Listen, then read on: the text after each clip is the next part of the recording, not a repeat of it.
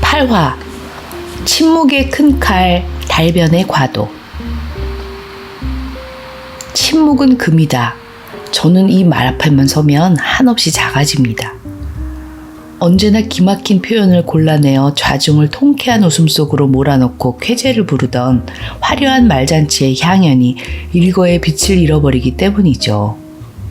말 많은 저와는 친해질래야 친해질 수도 없을 뿐 아니라 컴플렉스마저 느끼게 되는 격언입니다.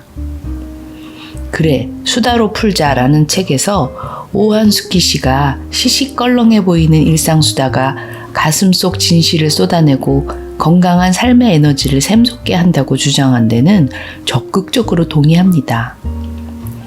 자라면서 내내 수다 속에 살았던 경험으로 얻은 결론이죠. 결혼 이후 만날 기회가 줄어든 자매들과는 그룹 메일로 꾸준히 주고받으며 글로 이야기를 나눠왔습니다.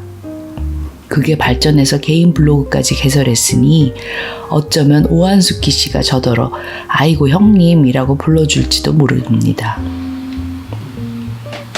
이렇게 강력한 수다발을 가지고 사는 마누라와 아침 저녁으로 대적해야 되는 남편은 바로 침묵이 금이다는 표어를 부적처럼 이마에 붙이고 저와 맞짱을 뜹니다. 같이 살면서 번번이 생기는 의견 충돌을 대화로 풀어보고자 제 딴엔 꽤 많이 노력했습니다.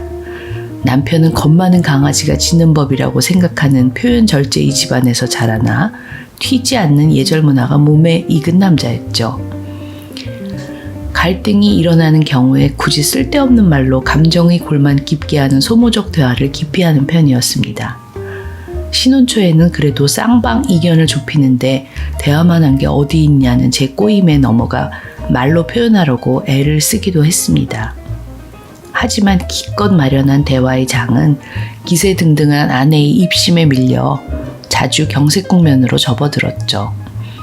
겨우 빼꼼히 내밀던 남편의 본심은 움츠러든 거북이 목처럼 다시 두꺼운 등딱지 속으로 숨어버리고 말았습니다. 이후부터 둘 사이에서 대화는 갈등의 해결책이 되어주지 못합니다. 말이란 결국 서로 감정만 자극하고 이견만 확인하는 존재로 낙인 찍혀버렸어요. 적어도 둘의 불화정국에서만큼은 말입니다. 그렇다고 우리가 평소에 말을 안 하고 사는 부부는 아닙니다. 남편은 수도꼭지 틀어놓으면 물 나오듯 하는 마누라 수다에 꽤나 변죽을 잘 울려주는 매너 좋은 말동무죠. 하지만 그 말이 어디까지나 평화시대에만 꽃이 피어나는 2급 수단이 되었다는 게 문제입니다. 정작 둘의 감정이 첨예하게 대립하는 단계에 도달하면 우리는 조용히 침묵에게 자리를 내어줍니다. 저는 그만 남편이 든 침묵의 큰 칼에 깨갱하는 달변의 과도를 쥐고 전의를 상실하고 맙니다. 항복하고 나서도 속에서는 천불이 나요.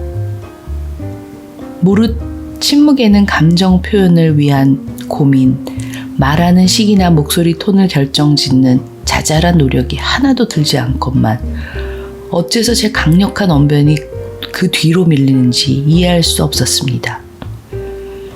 그러다 우연히 김용옥 선생님의 노자 강의를 듣고 고개를 끄덕이게 되었습니다.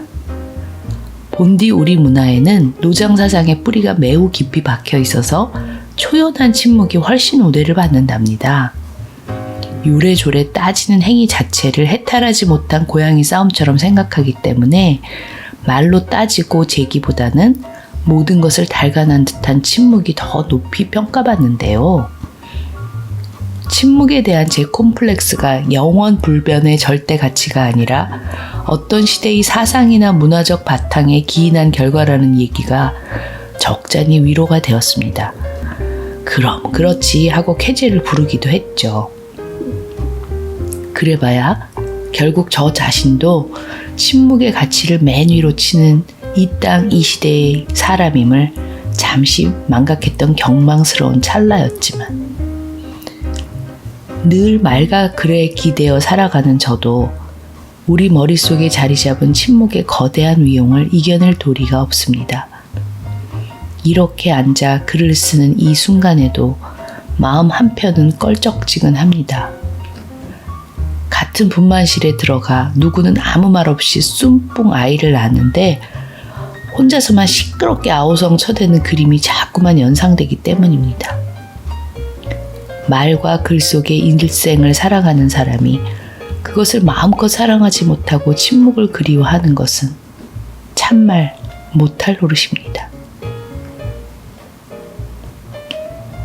남편과 싸움이 생기면 어떤 방식으로 전개되나요? 화해는 또 어떻게 해요?